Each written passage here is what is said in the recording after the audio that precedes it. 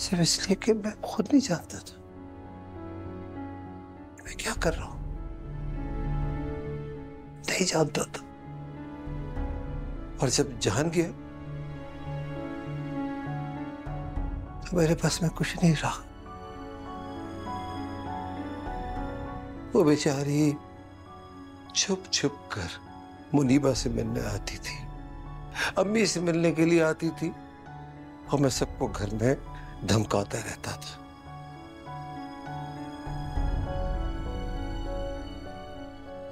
वो ये सारी बातें तुमसे भी कह सकती थी, वो चुप रही सिर्फ इसलिए कि मेरा इमेज तुम्हारे सामने खराब ना हो। और तुमने कितनी आसानी से कह दिया कि मैं उसे तलाक दे दूं।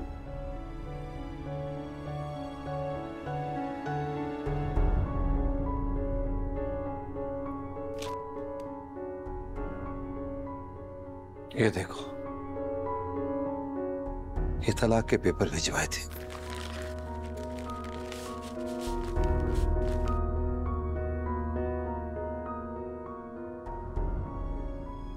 ये था मेरा बेहिसी का आलम।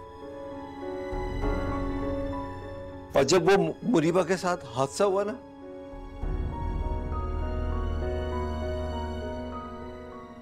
भीख मांग रहा था मैं उसके आगे, खुदा के वास्ते इन पेपर्स पे साइन मत करो, ना करना दस्तखत।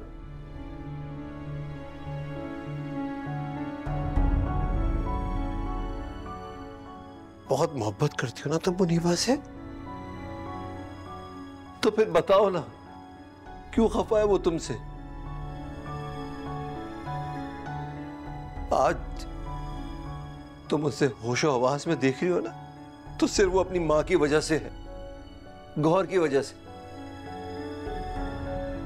उसने उसको एहसास दिलाया है कि जो कुछ उसके साथ हुआ उसमें उसका कोई कसूर नहीं, बेगुनाह है वो, रोशन मुस्तकबिल है उसका, विक्टिम नहीं है वो, सर्वाइवर है, बिल्कुल गौहर की तरह सर्वाइवर।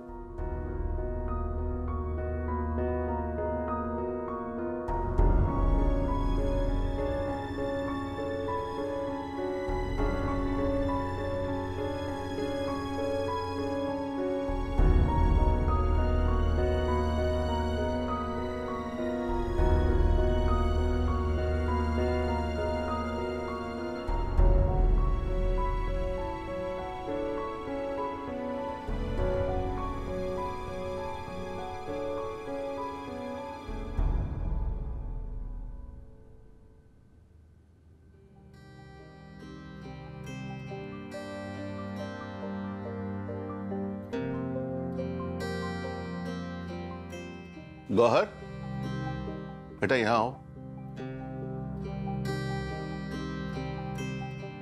बैठो।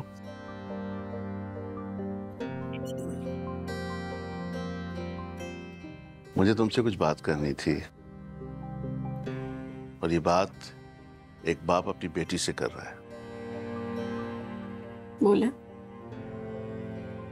बेटा, दानियाल के लिए किसी भी चीज की जरूरत हो, किसी भी वक्त, मुझे बताओ कि बिला झिझक। चाचा जान, इस मुताल्लिक आप बिल्कुल परेशान नहीं हो। शहरियार अपनी सारी जिम्मेदारियां बखूबी निभा रहे हैं, और उनकी वजह से नहीं आई हूं मैं यहाँ पे। मुनीबा तो याद आती होगी। नहीं, उसे क्यों याद करूंगी, तो हर वक्त मेरे साथ है, मेरी सोचों में, मेरे दिल में, मेरी दुआओं में। बल्कि आपको पता है, मुनीबा को हौसला देते देते ना मुझे अपने अंदर एक ऐसी कुव्वत महसूस हुई है जो पहले कभी महसूस नहीं हुई थी। कुछ करना चाहती हूँ, आगे पढ़ना चाहती हूँ, कोई काम करना चाहती हूँ। अम्मी की बदौलत मेरे पास एक ऐसा हुनर है जिसे जाया कर रही हूँ। उनकी मशीन पे एक दफा हाथ चलाया था, फिर रुक गई। रुकना नहीं चाहती, अपने पैरों पे खड़ा होना चाहती हूँ, किसी को नीचा दिखाने के लिए नहीं।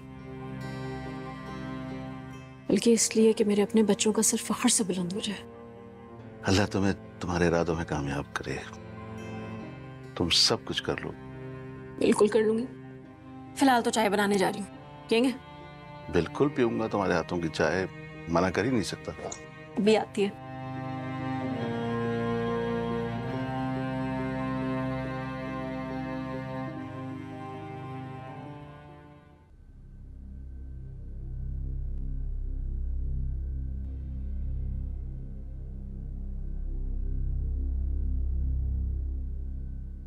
ये मत समझना कि मैं तुम्हारे लिए यहां रुका हूं। अगर शहरयार भाई और गौहर का ख्याल ना होता तो कब का यहां से जा चुका होता।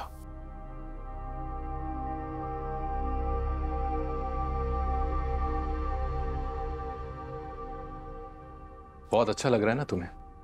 घर में इतना सन्नाटा, बच्ची अपने कमरे में, शहरयार भाई अपनी कैद में, और इस घर का ख्याल रखने वाली औरत इस घर से बाहर। तुम्हें पता है फरियाल, ये जो दिल है ना, ये खुदा का घर है, और दिल आजारी से बड़ा जुर्म हो ही नहीं सकता। तुम्हें क्या लगता था कि तुम यहां आओगी, अपने बड़े भाई से कहोगी कि अपनी बीवी को तलाक दे दे और वो मान जाएंगे? वो औरत जिसने इस घर को संभाला, इस घर के लोगों को संभाला, तलाक तो फिर तुम्हें भी मिल जानी चाहिए। आमिर, नहीं नहीं, बुरा मत मानना और ना ही रोना फरियाद। हौसले से सुनना, उसी हौसले से जो तुम दूसरों में देखना चाहती हो। गौहर ने अपने फराइज नहीं निभाए तो उसे छोड़ देना चाहिए। तो फिर तो जो कुछ तुम करती और कहती आई हो, उस हिसाब से तो तुम्हें बहुत पहले छोड़ देना चाहिए था, मुझे नहीं? जिस कर दो आमिर, दूसरों की वजह से मुझसे इतनी नफरत करोगे? दूसरे नहीं है, अपने हैं वो। जो औरत तुम्हारी मां के सिराने बैठी रहती थी कि वो तन्हा महसूस ना करे, वो गैर कैसे हो सकती है? इस घर का बुरा कैसे चाह सकती है वो फरियाल? खौफ की साए दर दीवार पे जो दिल में है, ये किस तरह से डूब पाएंगे? याद के पुराने कर्ज अपने तो वो सारे फर्ज हम न जाने कब चुकाएंगे।